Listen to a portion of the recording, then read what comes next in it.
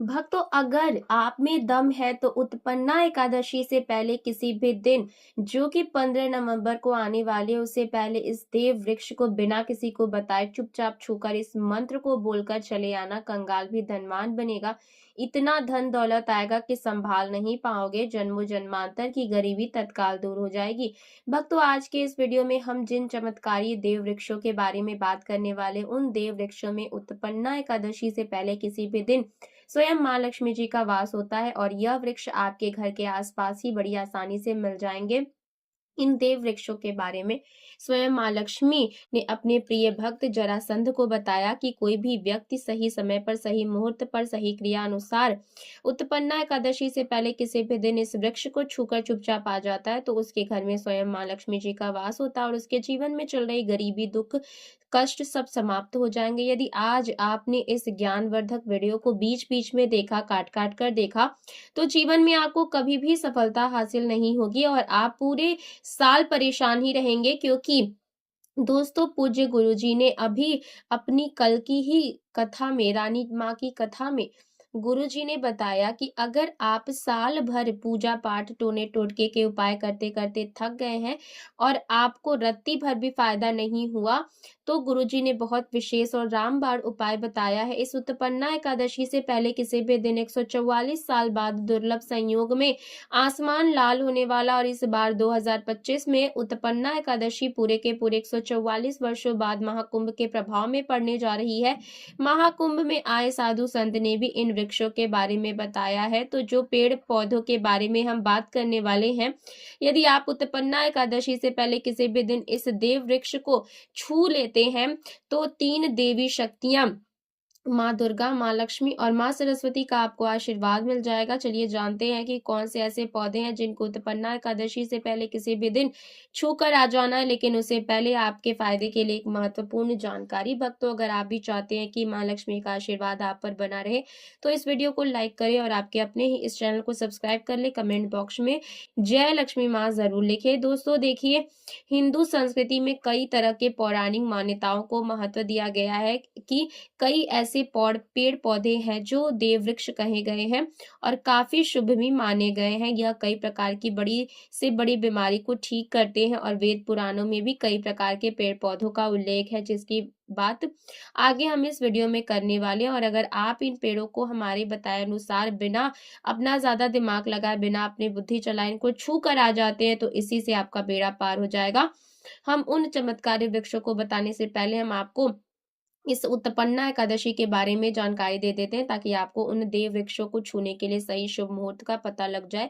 आइए जानते हैं उत्पन्ना एकादशी का सही डेट, टाइम और शुभ मुहूर्त। पुण्य काल के बारे में पंचांग के अनुसार कार्तिक मास के शुक्ल पक्ष की एकादशी तिथि को उत्पन्ना एकादशी मनाई जाती है और इस तिथि पर भगवान विष्णु और माँ लक्ष्मी की कृपा प्राप्ति का विशेष विधान है। भक्तों, यदि आपको उत्पन्ना एकादशी से पहले किसी भी दिन पेड़ पौधों को छूना है तो किसी भी टाइम आप छूकर आ सकते हैं, उसमें कोई दिक्कत वाली बात नहीं है। इस विशेष समय में अगर आप माँ लक्ष्मी स्वरूप कहे गए पेड़ पौधों को छू लेते हैं तो आपके जीवन के सारे दुख, कष्ट, रोग और परेशानियां समाप्त हो जाती हैं। खासकर काल सर्प दोष, मंगल दोष, पितृ दोष और राहु दोष जैसी समस्याएं तत्काल अपना असर छोड़ देती है और पूरी तरह समाप्त हो जाती है। भक्तों, आज मैं आपको 4 से 5 देव वृक्षों के बारे में बताने जा रही हूँ, जिन्हें हमारे धर्म शास्त्र में बहुत महत्वपूर्ण माना गया। और ये चारों वृक्ष आपके जीवन में सुख, समृद्धि और खुशहाली लाने के लिए बेहद प्रभावशाली होते। चलिए भक्तों, अब हम जानते हैं कि देव वृक्ष वे कौन से हैं जिन्हें छूने से हमारी गरीबी खत्म हो जाती है और हम जीवन में सुख समृद्धि का आगमन होता है। पहला वृक्ष है बेल का वृक्ष, जिसे हम खास तौर पर पूजा में इस्तेमाल करते हैं। तो उत्पन्ना एकादशी से पहले किसी भी दिन बेल का पेड़ सबसे महत्वपूर्ण माना जाता है।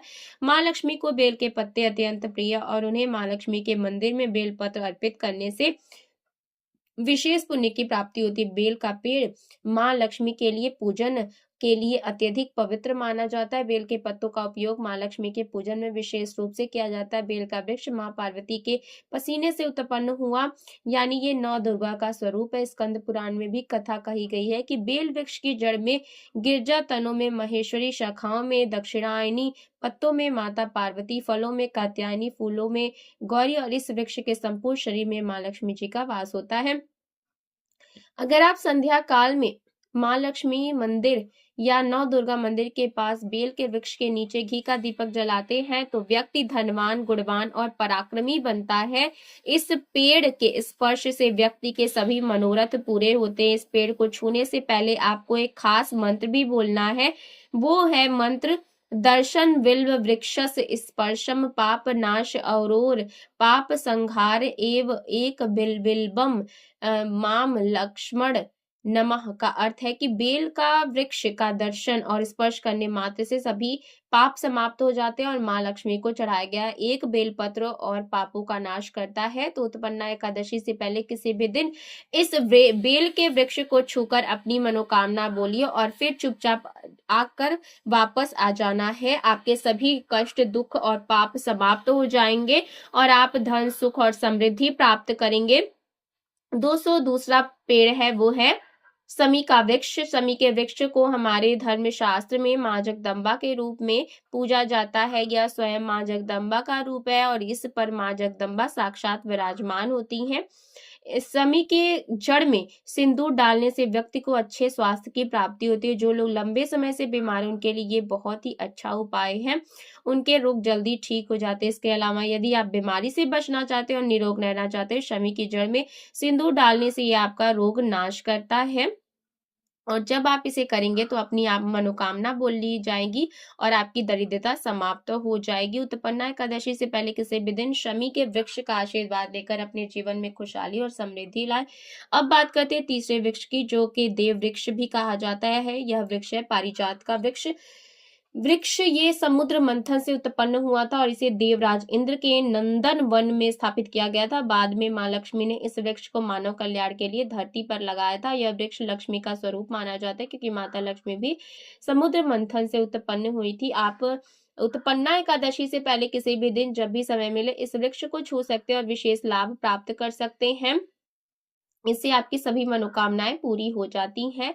पितृदोष, गृह दोष, लक्ष्मी दोष समाप्त हो जाता है। कृपया हमारे जीवन में सुख, समृद्धि और सुख की वर्षा करें। इस पेड़ को छू करके आपको ये बोलना है और आपकी तिजोरियां भरती चली जाएंगी। आपकी सभी मनोकामनाएं पूरी हो जाएंगी। तो आप अगर इन तीनों वृक्षों को खासकर छूते हैं तो आपकी मनोकामनाएं पूरी होने से कोई भी शक्ति रोक नहीं सकती है। उत्पन्ना एकादशी से पहले इन उपाय को जरूर कर ले। ये उपाय आपके जीवन को संवार सकते हैं, आपके कष्टों को दूर कर सकते हैं और आपकी किस्मत को चमका सकते हैं। दोस्तों, अगर अभी तक आपने हमारे चैनल को सब्सक्राइब नहीं किया है तो कमेंट सेक्शन में जय लक्ष्मी माता जरूर लिखें और चैनल को सब्सक्राइब जरूर कर लें। उत्पन्ना एकादशी से पहले किसी भी दिन पीपल के पेड़ के नीचे बैठकर ध्यान करें और वहां सफाई रखें। पीपल के नीचे दीपक लगाना और पूजा करना विशेष रूप से लाभकारी माना जाता है। पीपल के पत्तों को मां लक्ष्मी के मंदिर में अर्पित किया जाता है। पीपल के वृक्ष को 108 बार जय माता दी का जाप करते हुए प्रणाम करें। इसके बाद वहां दीप जलाकर पूजा अर्चना करें। ध्यान रखें कि पीपल के पेड़ के नीचे कभी भी रात को नहीं सोना चाहिए क्योंकि इसे पवित्र माना जाता है। भक्तों, अब अगला देव वृक्ष है जिसे आपको उत्पन्ना एकादशी से पहले किसी भी दिन छूकर आना है, वो है वट वृक्ष। वट वृक्ष हिंदू धर्म में विशेष रूप से महिलाओं के लिए महत्वपूर्ण है। यह पेड़ सुख, समृद्धि और आशीर्वाद का प्रतीक है। वृक्ष को अक्सर माँ दुर्गा और माँ लक्ष्मी की संयुक्त पूजा से जोड़ा जाता है। उत्पन्ना एकादशी से पहले किसी भी दिन इस वृक्ष को छूकर के आ जाना है और उसकी पूजा करना बेहद शुभ माना जाता है। वट वृक्ष के नीचे दीपक लगाकर पूजा करें। वट वृक्ष के चारों ओर परिक्रमा करना बहुत शुभ होता है। वट वृक्ष की जड़ में दूध और पानी अर्पित करें और वहां माँ लक्ष्मी का ध्यान करते हुए जय माता दी का जाप करें।